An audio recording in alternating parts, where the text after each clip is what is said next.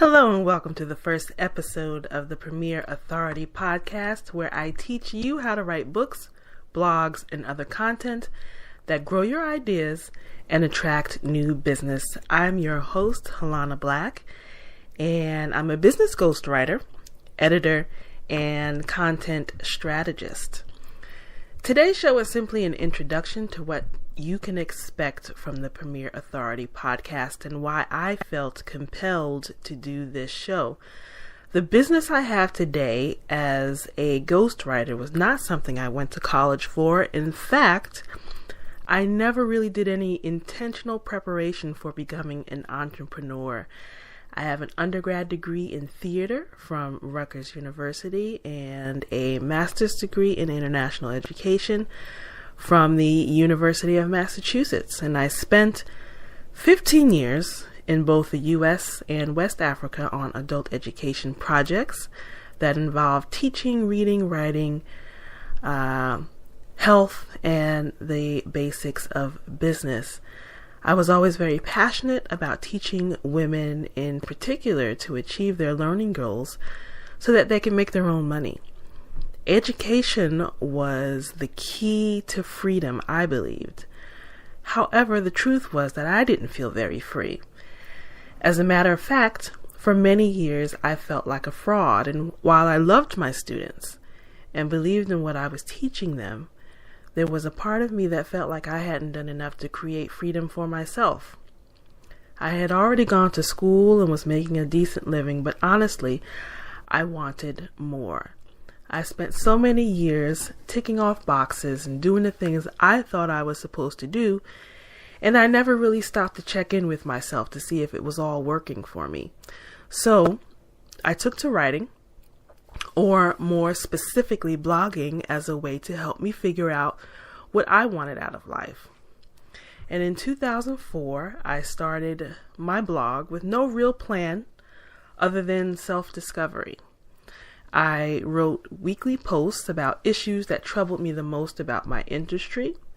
I wrote posts like, what's the best way to provide career counseling to young adults with limited knowledge of careers in general? And why do community colleges accept so many first-time college students in summer school when they're at least likely to succeed? Now, as a kid, I was always one of those girls who had her head down and waited for others to tell me I was doing a good job. This carried over into my professional life as an adult, and I was always too afraid to tell my bosses what I wanted out of my career. However, I found that my blog spoke volumes about who I was and what I was good at. So many of my managers and coworkers assumed I was the quiet one in the back just doing my job. But when I started blogging and sharing my posts on social media, I started getting noticed. I got invitations to be a guest speaker for nonprofits who wanted to use blogging to market their causes. I received scholarships to travel to professional conferences. I was a guest speaker on several industry-related panels. I was invited to consult on projects I had no idea even existed, and finally people could see me. But as my career grew, and I took on the added task of pursuing a doctorate degree part-time in the evenings, I started to quickly burn out. My health was suffering, and I needed a creative outlet to connect with myself again. Of course, I turned to writing. I started a new blog focused on my battle with uterine fibroids, and the blog grew. I attracted a few thousand women from across the world who were tired and searching for answers to their own wellness issues. That blog turned into a book, which again turned into new opportunities for me to share what I was learning about health. My creative writing turned into experiments in the kitchen. I blogged about learning how to eat healthier, buying healthier ingredients. I got so good at healthy cooking that I received invitations for personal chef projects, teaching cooking classes for children and adults, and ghostwriting wellness recipes and recipe books for other health professionals. So you see, writing and sharing my work on social media had helped me create a whole new career trajectory that I never could have prepared for.